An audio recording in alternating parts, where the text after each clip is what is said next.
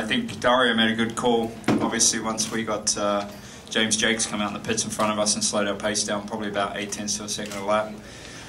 They dove in the pits, and I actually got on the radio and I said, I guarantee you there'll be a yellow in the next few laps. And of course there was, so that catapulted the 10 car obviously to the lead, and we dropped back to, God, I don't even know, 15th or something. So from that point on, it was just a race to try and stay in the race. You know, I thought to try and stay clean was extremely tough. The cars were really hard to drive today, especially on the first couple laps of the restarts.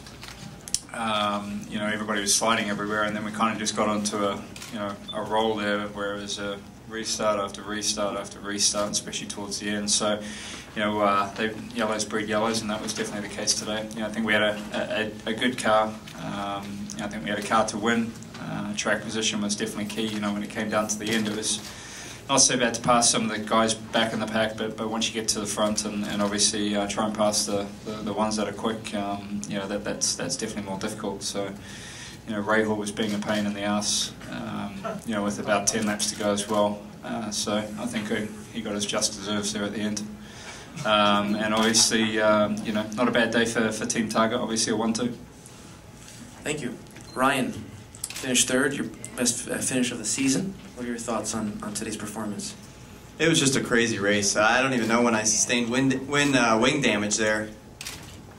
All of a sudden the wing was down, and I was running fourth, third, something like that, and I knew we were going to have to pit for it at some point. Scary part about driving around like that is, you know, at some point at 170 miles an hour that the wing's going to fold under, get under the front tires, and that's when things become bad. But it just dropped down all at once, and I had to come into the pits. And you know, there was times in the day when we thought we were out of it. Times of the day we thought we could win it, and that's Toronto. It's just a crazy race, and like Scott was saying, on the restarts, it was so difficult.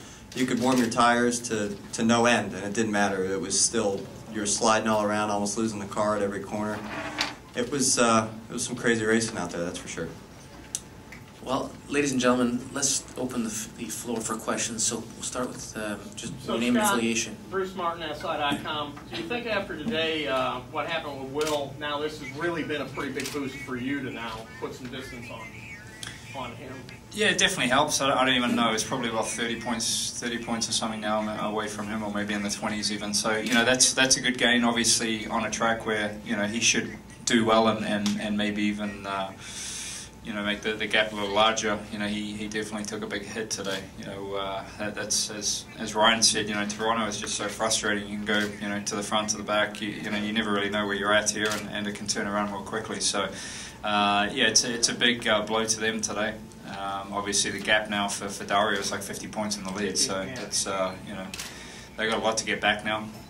Dario's Mr. Consistent, man. Even if he's having a bad day, he seems to pull something out, and you know, they get on the podium and get, you know, good points. But at what point do you start to try to pressure Dario into making a mistake?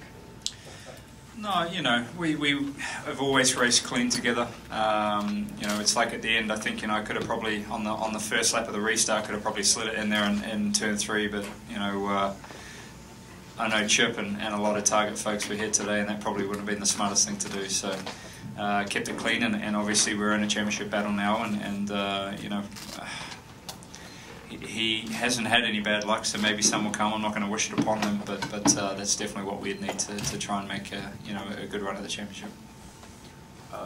Ryan, this track produces fist fight racing. What can or should be done about that? I mean, should they do anything about it, or does that just have to make the beat?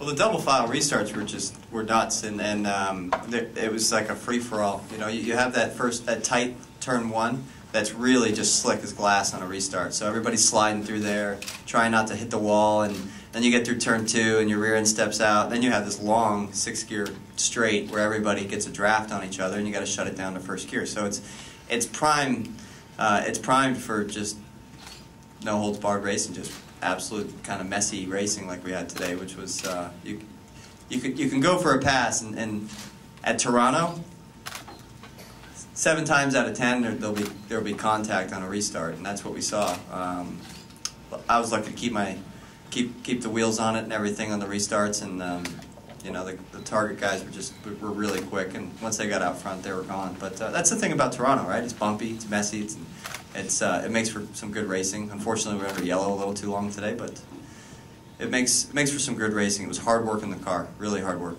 I was just trying not to crash sometimes. But that's Toronto, right? Every track has to have